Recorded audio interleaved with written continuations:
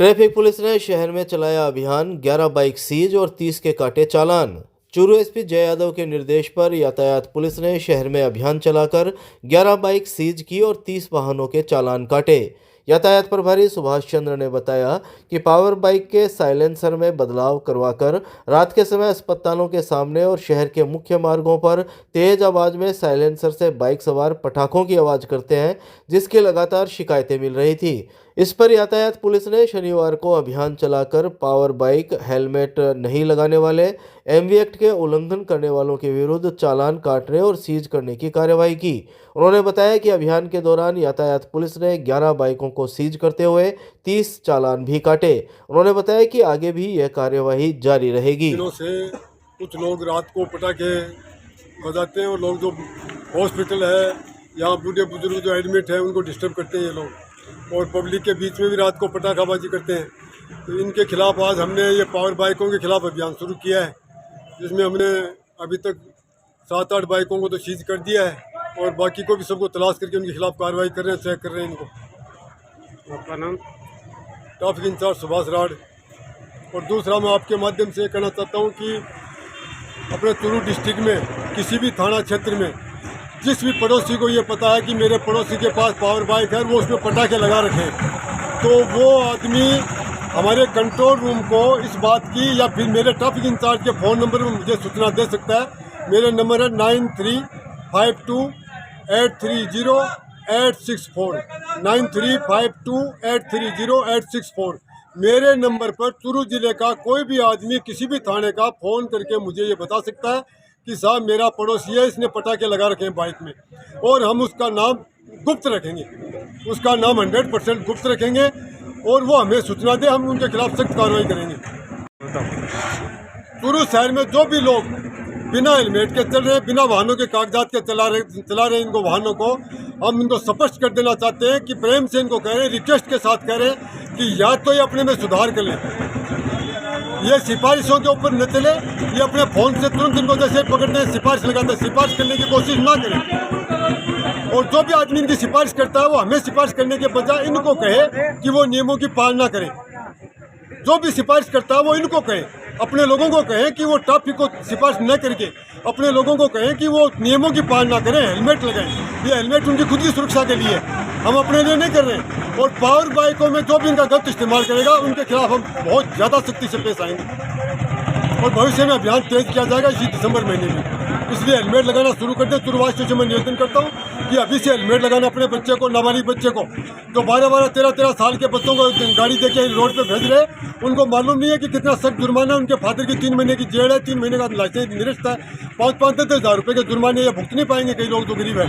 तो अपने बच्चों को किसी भी हालत में, नाबालिग बच्चों को बाइक देकर रोड पर नहीं भेजें।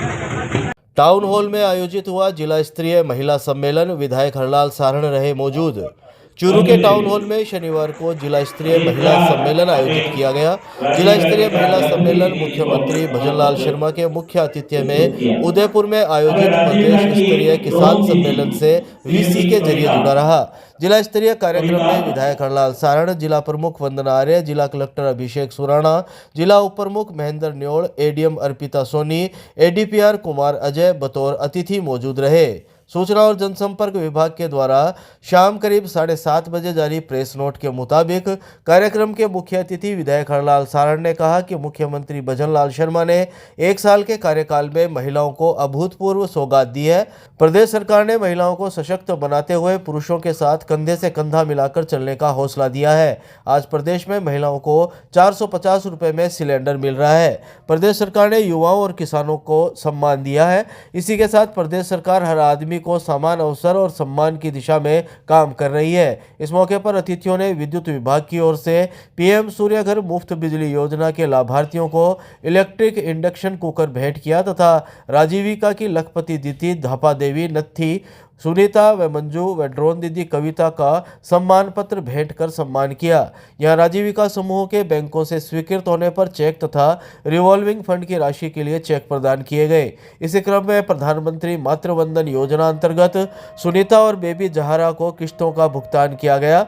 इस मौके पर अतिथियों ने बच्चों को दूध पिलाकर मुख्यमंत्री अमृत आहार योजना का शुभारंभ किया और बटन दबाकर बढ़ता बचपन 2.0 कार्यक्रम व डिजिटल सखी 2.0 कार्यक्रम का शुभारंभ किया। NH 52 ढाडर के पास कार से 2 लाख की अफीम जब्त, 2 तस्कर गिरफ्तार आरोपियों को कोर्ट में पेश कर लिया गया 3 दिन के रिमांड पर। चूरू की सदर थाना पुलिस ने DST टीम की सूचना और सहयोग से NH 52 ढाडर गांव के पास एक कार से 2 लाख रुपए की अफीम जब्त कर 2 आरोपियों को गिरफ्तार किया है। गिरफ्तार आरोपियों को कोर्ट में पेश कर 3 दिन के रिमांड पर लिया गया है। मामले की जांच रतन नगर थाना अधिकारी जयप्रकाश कर रहे हैं। मामले की जांच कर रहे रतन नगर थाना अधिकारी जयप्रकाश ने शनिवार सुबह 11 बजे करीब जानकारी देते हुए बताया कि NH 52 पर फतेहपुर की तरफ से आ रही कार में रखी अफीम मध्य प्रदेश से पंजाब ले जाई जा रही थी। DST टीम की सूचना पर DST टीम प्रभारी वीरेंद्र सिंह और सदर SHO बलवंत सिंह के नेतृत्व में टीम ने ढाडर टोल नाके के पास फतेहपुर की तरफ से आ रही कार की तलाशी ली। कार के डैशबोर्ड पर एक सफेद रंग की प्लास्टिक की थैली में 2 किलो अफीम रखी हुई मिली। पुलिस ने अवैध अफीम कार सहित जब्त कर मध्य प्रदेश निवासी 21 वर्षीय आरोपी अफजल खान मेव और 23 वर्षीय समीर मेव को गिरफ्तार कर लिया। गिरफ्तार आरोपियों को कोर्ट में पेश कर 3 दिन के रिमांड पर लिया गया है। चूरू में बर्फीली सर्दी का दौर जारी, फसल और पक्षियों के लिए रखे मिट्टी के बर्तनों में जमी बर्फ। चूरू में उत्तरी सर्द हवाओं की वजह से कड़ाके की ठंड पड़ रही है। शीतलहर की वजह से आम जनजीवन प्रभावित हुआ है और लोगों की कार्य क्षमता पर भी इस सर्दी का असर हुआ है। यहाँ जमाव बिंदु की तरफ लुढ़क रहे पारे के बीच दिन की शुरुआत देरी से हो रही है। सर्द हवाओं और गिरते तापमान के बीच शनिवार को भी यहाँ फसल पर बर्फ की चादर दिखाई दी। पक्षियों के लिए मिट्टी के बर्तनों में रखा पानी भी जम गया। फसलों पर बर्फ जमने से किसानों की चिंता बढ़ गई है। शीतलहर की वजह से दोपहिया वाहन चालकों को काफ़ी परेशानी का सामना करना पड़ रहा है। सार्वजनिक स्थानों पर लोग सर्दी में बचने के लिए अलाव का सहारा ले रहे हैं। जिला अस्पताल में इन दिनों सर्दी जुकाम और मौसमी बीमारियों के मरीज बढ़े हैं। यहाँ मौसम विभाग ने 2.4 डिग्री न्यूनतम तापमान दर्ज किया है। अधिकतम तापमान 22 डिग्री के करीब चल रहा है।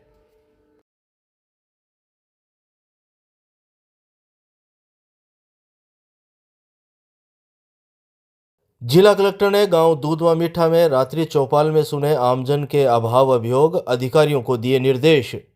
चूरू जिला कलेक्टर अभिषेक सुनाना ने गांव दूधवा मीठा में रात्रि चौपाल में आमजन के अभाव अभियोग सुने। रात्रि चौपाल में गांव के ही दोनों पैरों से दिव्यांग स्वरूप पुत्री हीरालाल ने चलने फिरने में असमर्थता की जानकारी देते हुए राज्य सरकार की विशेष योग्यजनों के संचालित योजना अंतर्गत लाभ प्राप्त करने हेतु प्रार्थना पत्र दिया गया। जिला कलेक्टर ने स्वरूप की समस्या को धैर्यपूर्वक सुनते हुए सामाजिक न्याय और अधिकारिता विभाग अधिकारी से तुरंत बात की और उसे ट्राई साइकिल दी गई। सूचना और जनसंपर्क विभाग के द्वारा शनिवार शाम करीब 7 बजे जारी प्रेस नोट के मुताबिक रात्रि चौपाल के दौरान जिला कलेक्टर ने स्वरूप को कंबल भेंट किया और राष्ट्रपिता महात्मा गांधी की आत्मकथा सत्य के प्रयोग पुस्तक भेंट की। रात्रि चौपाल में जन सुनवाई करते हुए जिला कलेक्टर ने कहा कि अधिकारी आमजन की समस्याओं को संवेदनशीलता से निस्तारित करें, आमजन की शिकायतों को सुने और त्वरित निस्तारण करें ताकि लोगों को अनावश्यक परेशानी न हो। रात्रि चौपाल के दौरान ग्रामीणों ने वार्ड संख्या 1 से 4 में वॉल खराब होने के कारण पेयजल आपूर्ति की समस्या बताई, जिस पर जिला कलेक्टर ने PHED अधिकारियों को त्वरित निस्तारण के निर्देश दिए। इसी के साथ ग्रामीणों ने क्रय विक्रय सहकारी समिति निर्माण व अध्यक्ष की नियुक्ति करने, उप स्वास्थ्य केंद्र का भवन निर्माण करवाने, गाँव से रोडवेज बस की मांग, डाकघर से संबंधित समस्या सहित बिजली पानी और शिक्षा से संबंधित कुल 17 समस्याएं रखी, जिस पर जिला कलेक्टर ने संबंधित अधिकारियों को निर्देश दिए। SDM विजेंद्र सिंह ने सभी अधिकारियों को दिशा निर्देशों की समुचित पालना करवाते हुए रिपोर्ट प्रस्तुत करने के निर्देश दिए हैं। गांव घांगू की सरकारी स्कूल में बालिकाओं को की गई साइकिल वितरित। चूरू जिले के घांगू में शहीद लखू सिंह राजकीय स्कूल में शनिवार को बालिकाओं को साइकिल वितरित की गई। इस मौके पर पूर्व जीएसएस अध्यक्ष परमेश्वर लाल दर्जी, समाजसेवी महावीर नेहरा, प्रभुदयाल बरवड़ सहित जनप्रतिनिधि और स्टाफ मौजूद रहे। साइकिल वितरण के दौरान मुख्य अतिथि जीएसएस के पूर्व अध्यक्ष परमेश्वर लाल दर्जी ने कहा कि बालिकाओं को प्रोत्साहित करते हुए सुदृढ़ समाज का निर्माण करें। बालिका शिक्षा को बढ़ावा देना समाज के सर्वांगीण विकास की आधारशिला है। बालिकाएं शिक्षित होगी तो समाज मजबूत होगा। पशुपालन विभाग से सेवानिवृत्त संयुक्त निदेशक डॉक्टर प्रभुदयाल बरवड़ ने कहा कि हमें बालिकाओं की शिक्षा और सुविधाओं के लिए मिलजुल कर प्रयास करने चाहिए।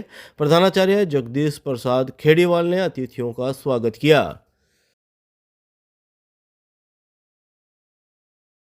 छापर की शादीशुदा महिला ने पति का साथ छोड़ कुवैत कमाई कर रहे युवक का थामा हाथ, सुरक्षा के लिए पहुंचे एसपी दफ्तर।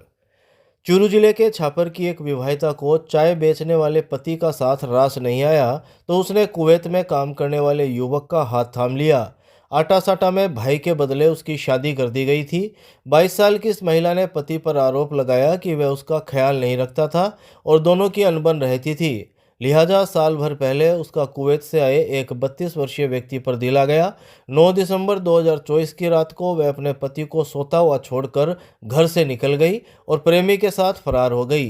अब दोनों सुरक्षा के लिए एसपी दफ्तर पहुंचे हैं। एसपी दफ्तर में गांव चाड़वास की 22 वर्षीय गायत्री ने बताया कि 3 साल पहले उसके घर वालों ने भाई के बदले उसकी छापर के एक व्यक्ति से आटा साटा में शादी कर दी थी। उसके पति की बीदासन में चाय की दुकान है। उसने बताया कि पति उसका ख्याल नहीं रखता था, इसलिए उसकी अपने पति के साथ अनबन रहती थी।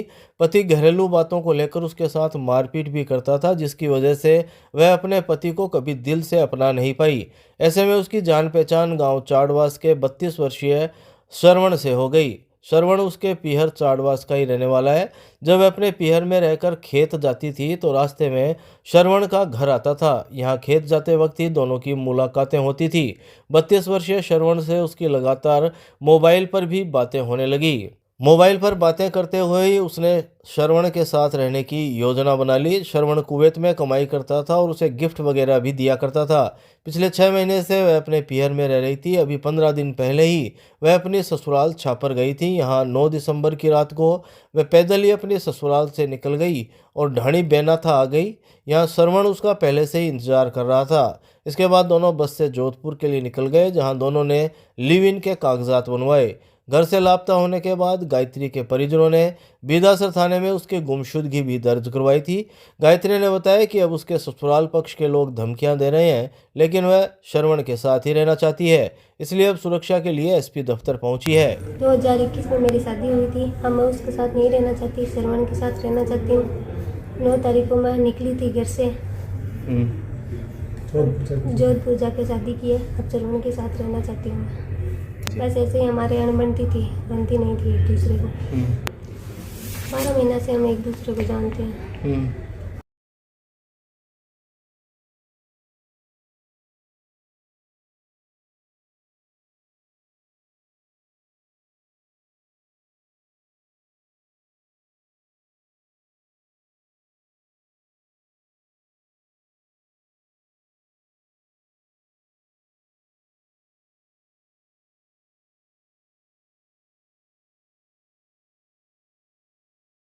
मतलब पहले भी क्लियर कर चुका हूँ कि जो बिना फिटनेस, बिना इंश्योरेंस, बिना टैक्स के जो बसें चल रही हैं या ट्रक चल रहे हैं, उनको मतलब पिछले 3 महीने से लगातार हम कार्रवाई कर रहे हैं। अब महीने भर में मतलब जनवरी से पहले इनको सबको, वाहन मालिकों को, इनको लगभग इनके चालान कर दिए, इनको सूचनार्थ भी दे दी है कि ये अपनी गाड़ियाँ ओके कराएं। अब भी अगर नहीं मानते हैं तो अब इनको सीज करना स्टार्ट करेंगे। बस यूनियन अध्यक्ष की बसों को भी आपने सीज किया? हाँ, बस यूनियन अध्यक्ष रणवीर कसवा की 2 बसें अभी भी हमारे परिवहन कार्यालय में बंद है। बस यूनियन अध्यक्ष तो बड़े लेवल पे कलाकार है, मतलब 5-5 साल से बिना फिटनेस, बिना इंश्योरेंस और टैक्स के चोरियां कर रहे थे। उनकी तो मतलब 6 गाड़ियां ऐसी हैं, वो अगर ओके कराते हैं तो ठीक है, नहीं तो उनकी 4 और बची हुई है वो भी बंद कर। किसी तरह का राजनीतिक दबाव या इस तरह की चीज़ें आती है जब इस तरह की कार्रवाई आप करते हो? राजनीतिक दबाव थोड़ा आना आपको ही पता है, स्वाभाविक है, पर वो कोई बड़ी समस्या नहीं है। वो अलग तरीके से हैंडल करते हैं और अपना काम फिर भी करते हैं। तो आगे जो भी बस चालक है या परिवहन के हिसाब से क्या कहना चाहेंगे? बस ड्राइवरों से यही कहूँगा कि मेन रोड पे पार्किंग ना करें। आजकल ज़्यादातर हादसा ये होता है कि अपन सवारी उठाने के लिए या मतलब चाय पीने के लिए रोकते हैं तो रोड के मतलब बीचों बीच एक टायर लेके रोक देते हैं, वो गलत है। थोड़ा साइड में लगा के हम रोकें और ओवर स्पीड पे गाड़ी ना चलाएं। 80 की स्पीड पे बस चला हुआ है, उससे ज़्यादा ना चलाएं। अगर ओवर स्पीड पे कंटिन्यू हम चलाते रहेंगे तो किसी दिन बड़ा हादसा हो जाएगा और उसके तुरंत बाद आपको पता है कि सारी बसों की दिक्कत होगी। सर ये भी क्लियर है कि जो आप चालान की कार्रवाई करते हैं, सीज की कार्रवाई करते हैं बिना परमिट, तो इससे राजस्व का तो फायदा होता है, बाकी आम पब्लिक का इससे क्या फायदा है? आम पब्लिक का फायदा ये है अगर कोई हादसा हो गया तो इनको झेलना नहीं पड़ेगा कि ये बिना फिटनेस बिना इंश्योरेंस है। जिस दिन आम पब्लिक को नुकसान हो जाएगा, क्योंकि सरकार का गवर्नमेंट बस में एक्सीडेंट होता है तो 2 लाख रुपए हम हर्जाना राशि के तौर पे उनको देते हैं, जबकि जिस बस में बिना फिटनेस या इंश्योरेंस हादसा हो जाएगा तो सरकार कहीं ना कहीं लायबिलिटी किस पे तय करे। और आम नागरिक के तो थोड़ा नुकसान भी है क्योंकि इनकी बसें धीरे धीरे घटती जा रही हैं, क्योंकि अभी 7 बसें हमने सीज कर रखी हैं तो 7 बसों के रूट कम हो गए हैं। उनके बदले ये वाहन मालिक नई बसें लाएंगे या कोई ढंग की बसें जो डॉक्यूमेंट जिनके ओके होंगे वो चलाएंगे। मैं पहले भी क्लियर कर चुका हूँ कि जो बिना फिटनेस बिना इंश्योरेंस बिना टैक्स के जो बसें चल रही हैं या ट्रक चल रहे हैं उनको पिछले 3 महीने से लगातार हम कार्रवाई कर रहे हैं। अब महीने भर में जनवरी से पहले इनको सबको वाहन मालिकों को इनको लगभग इनके चलान कर दिए, इनको सूचनार्थ भी दे दी है कि ये अपनी गाड़ियाँ ओके कराएं। अब भी अगर नहीं मानते हैं तो अब इनको सीज करना स्टार्ट करेंगे। बस यूनियन अध्यक्ष के बसों को भी आपने सीज किया? हाँ, बस यूनियन अध्यक्ष रणवीर कसवा की 2 बसें अभी भी हमारे परिवहन कार्यालय में बंद है। बस यूनियन अध्यक्ष तो बड़े लेवल पे कलाकार है, 5-5 साल से बिना फिटनेस बिना इंश्योरेंस और टैक्स के चोरियां कर रहे थे। उनकी तो 6 गाड़ियां ऐसी हैं, वो अगर ओके कराते हैं तो ठीक है, नहीं तो उनकी 4 और बची हुई है वो भी बंद कर। किसी तरह का राजनीतिक दबाव या इस तरह की चीज़ें आती है जब इस तरह की कार्रवाई आप करते हो? राजनीतिक दबाव थोड़ा आना आपको ही पता है, स्वाभाविक है, पर वो कोई बड़ी समस्या नहीं है। वो अलग तरीके से हैंडल करते हैं और अपना काम भी करते हैं। तो आगे जो भी बस चालक है या परिवहन के हिसाब से क्या कहना चाहेंगे? बस ड्राइवरों से यही कहूँगा कि मेन रोड पे पार्किंग ना करें। आजकल ज़्यादातर हादसा ये होता है कि अपन सवारी उठाने के लिए या चाय पीने के लिए रोकते हैं तो रोड के बीचों बीच एक टायर लेके रोक देते हैं, वो गलत है। थोड़ा साइड में लगा के हम रोकें और ओवर स्पीड पे गाड़ी ना चलाएं। 80 की स्पीड पे बस चला हुआ है, उससे ज़्यादा ना चलाएं। अगर ओवर स्पीड पे कंटिन्यू हम चलाते रहेंगे तो किसी दिन बड़ा हादसा हो जाएगा और उसके तुरंत बाद आपको पता है कि सारी बसों की दिक्कत होगी। सर ये भी क्लियर है कि जो आप चालान की कार्रवाई करते हैं, सीज की कार्रवाई करते हैं बिना परमिट, तो इससे राजस्व का तो फायदा होता है, बाकी आम पब्लिक का इससे क्या फायदा है? आम पब्लिक का फायदा ये है अगर कोई हादसा हो गया तो इनको झेलना नहीं पड़ेगा कि ये बिना फिटनेस बिना इंश्योरेंस है। जिस दिन आम पब्लिक को नुकसान हो जाएगा, क्योंकि सरकार का गवर्नमेंट बस में एक्सीडेंट होता है तो 2 लाख रुपए हम हर्जाना राशि के तौर पे उनको देते हैं, जबकि जिस बस में बिना फिटनेस या इंश्योरेंस हादसा हो जाएगा तो सरकार कहीं ना कहीं लायबिलिटी किस पे तय करे।